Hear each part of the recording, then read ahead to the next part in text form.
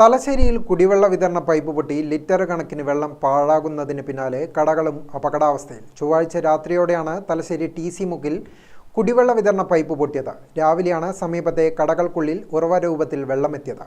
ഇതോടെ കടകൾ അടച്ചിട്ടിരിക്കുകയാണ് വ്യാപാരികൾ.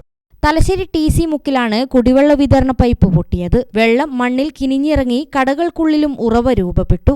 കടകൾക്കുള്ളിൽ നിന്നും വെള്ളം പുറത്തേക്കൊഴുകുകയാണ്.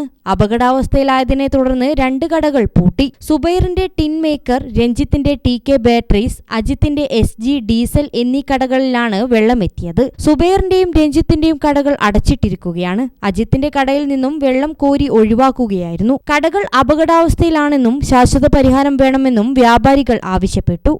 ഒരു 5ാമത്തെ പ്രാവശ്യമാണ് ഷോപ്പിൻ്റെ ഉള്ളിൽ വെള്ളം നിറഞ്ഞ് ദിവസം അനക്കില്ല ഇങ്ങനെ മുക്കി വെച്ചിങ്ങനെ പൈപ്പോട്ടിയുണ്ട് പിന്നെ ഷോക്കാവും വെള്ളം കയറ്റി ഉടനടി പുതിയ പൈപ്പ് ഇടാൻ മുനിസിപ്പാലിറ്റി പറഞ്ഞിട്ടുണ്ട്.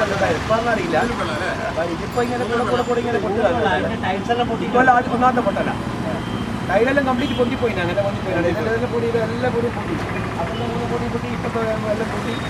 ഞാൻ രാവിലെ 10 മണിക്ക് തുടങ്ങിയതാണ് വെള്ളം പറ്റി ഇപ്പം കഴിക്കാൻ. അതുകൊണ്ട് അതിൻ്റെ അധികൃതർ പറഞ്ഞിട്ട് നടപടി അത്രയും വേഗം എങ്ങനെ ഓണം കഴിച്ച് കൂടെ കിടക്കട്ടെ. TC മുക്കിൽ സ്ഥിരമായി പലയിടത്തായി പൈപ്പ് പൊട്ടുന്നത് സ്ഥിരം കാഴ്ചയാണിത്. റെയിൽവേ സ്റ്റേഷനിലേക്കും CPM ഓഫീസിലേക്കുമുള്ള എളുപ്പവഴി കൂടിയാണിത്. അതുകൊണ്ടുതന്നെ നിരവധി വാഹനങ്ങളും യാത്രക്കാരും ഈ വഴിയെ ആശ്രയിക്കുന്നുണ്ട്. ഗ്രാമിക ന്യൂസ്, തലശ്ശേരി.